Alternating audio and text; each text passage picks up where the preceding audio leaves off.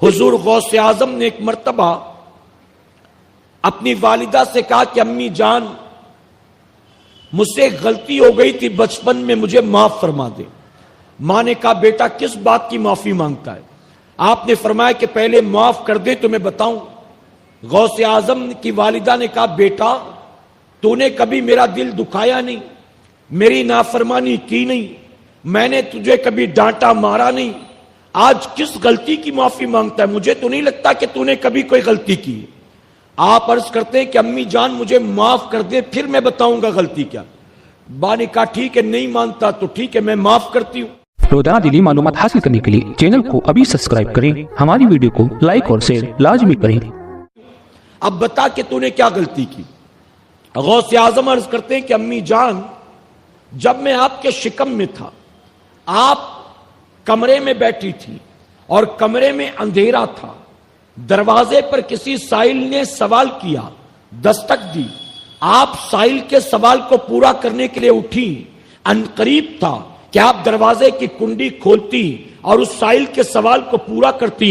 اچانک میں نے دیکھا کہ کنڈی کی طرف آپ کے ہاتھ بڑھ رہے ہیں اور اس کنڈی سے ایک سانپ لپٹ کر بیٹھا ہوا ہے۔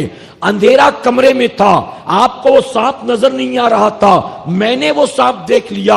اب جانتی ہیں آپ کو سانپ کے ڈنگ سے بچانے کے لیے اچانک میں نے آپ کے شکم میں کروٹ لی، میں نے اچانک کروٹ لی، میرا کروٹ لینا تھا، آپ کو درد پیدا ہوا اور آپ جو ہاتھ بڑھا چکی تھی، آپ نے ہاتھ کو پیچھے کیا، اپنے پیٹ کو پکڑا اور نیچے بیٹھ گئی۔ امی جو میں نے اس وقت کروٹ لی تھی، آپ کو تکلیف ہوئی تھی، وہ تکلیف دینے کے لیے نہیں تھا بلکہ سانپ کے ڈنگ سے آپ کو بچانے کے لیے تھا۔ میں اسی درد پر آپ سے معافی مانگتا ہوں۔ اے سرکار مدینہ کے پیارے دیوانوں ذرا سوچو، سانپ کے ڈنگ سے اپنی ماں کو بچانے کے لیے غوث اعظم شکم میں کروٹ لے تو اس پر بھی معافی مانگتے ہیں، اور ہم اور آپ اپنے ماں باپ کا ہزاروں مرتبہ دل دکھاتے ہیں اور کبھی معافی مانگنے کا خیال بھی نہیں آتا ہے۔ ایک بات اور سن لیں، غوث اعظم کہاں تھے اس وقت؟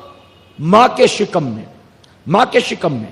تو جب بتائیے غوث اعظم ماں کے پیٹ میں رہ کر کمرہ بھی دیکھتے ہیں، سائل کی آواز بھی سنتے ہیں، کنڈی بھی دیکھتے ہیں، کنڈی سے لپٹا سانپ بھی دیکھتے ہیں، تو جب غوث اعظم ماں کے شکم میں رہ کر دیکھ بھی سکتے ہیں، سن بھی سکتے ہیں، تو کیا قبر میں رہ کر دیکھ اور سن نہیں سکتے ہیں؟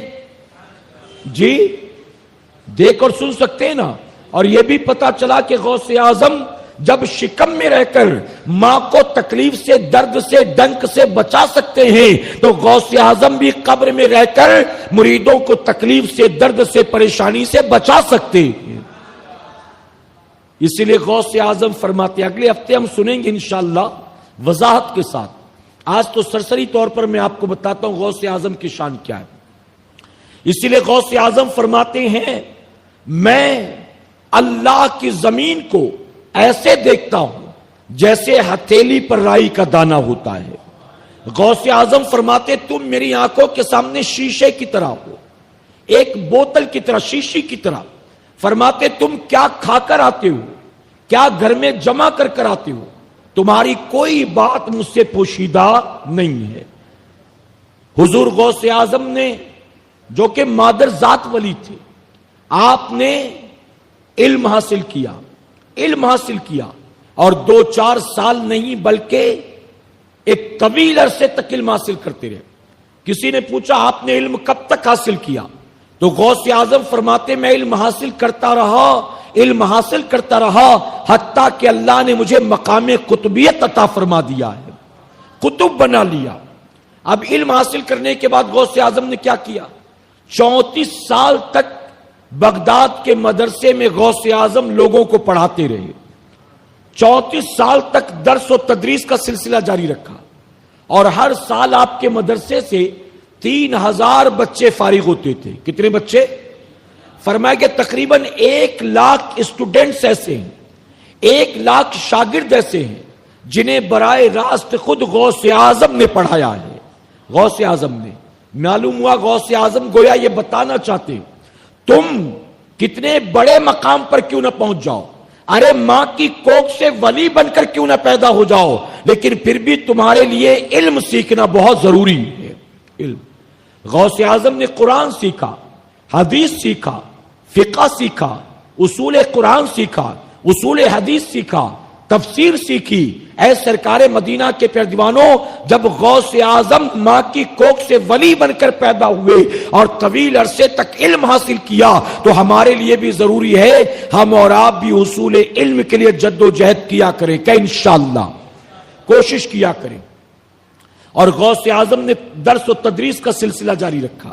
میرے پیارے آقا علیہ الصلوۃ والتسلیم کے پیروانوں، سیدنا سرکار غوث اعظم رضی اللہ عنہ، آپ نے ایک پیر کے ہاتھ پر بیعت کی، اور اس کے علاوہ جتنے بھی بزرگ تھے آپ نے کئی بزرگوں سے بیعت فرمائی ایز اے طالب، یعنی پیر مرید تھے ایک کے، لیکن طالب کئی لوگوں کے بنے۔ غوث اعظم کی تعلیمات اگر دیکھیں تو غوث اعظم ایک عنوان صرف اسی پر رکھیں گے انشاءاللہ، تعلیمات غوث اعظم۔ غوث اعظم فرماتے ہیں قرآن کا ایک سرا اللہ کے دست قدرت میں، اور دوسرا حصہ مخلوق کے ہاتھوں میں۔ فرماتے ہیں تم اللہ تک پہنچنے کے لیے قرآن کو وسیلہ بناؤ، قرآن کو ذریعہ بناؤ، کہ گویا قرآن اللہ اور بندے کے درمیان رسی کا کام کرے گا۔ اسی طرح غوث اعظم فرماتے ہیں جب تم سرمایہ داروں کے پاس جاؤ، دولت مندوں کے پاس، تو فرماتے ان کے سامنے رعب کے ساتھ جایا کرو، ان کے سامنے وقار کے ساتھ جایا کرو، گر کر نہیں، ناک رگڑ کر نہیں، یہ نہیں کہ تو بڑا پیسے والا ہے میں تو گرا پڑا آدمی نہیں۔ فرماتے جب کسی دولت مند کے پاس جاؤ تو وقار کے ساتھ، رعب کے ساتھ جایا کرو، اور جب کسی غریب کے پاس جایا کرو تو جھک کر جایا کرو، اس کے سامنے بچ جایا کرو۔ یہ غوث اعظم کی تعلیمات ہے۔ میرے پیارے آقا علیہ الصلوۃ والتسلیم کے پیروانوں، چونکہ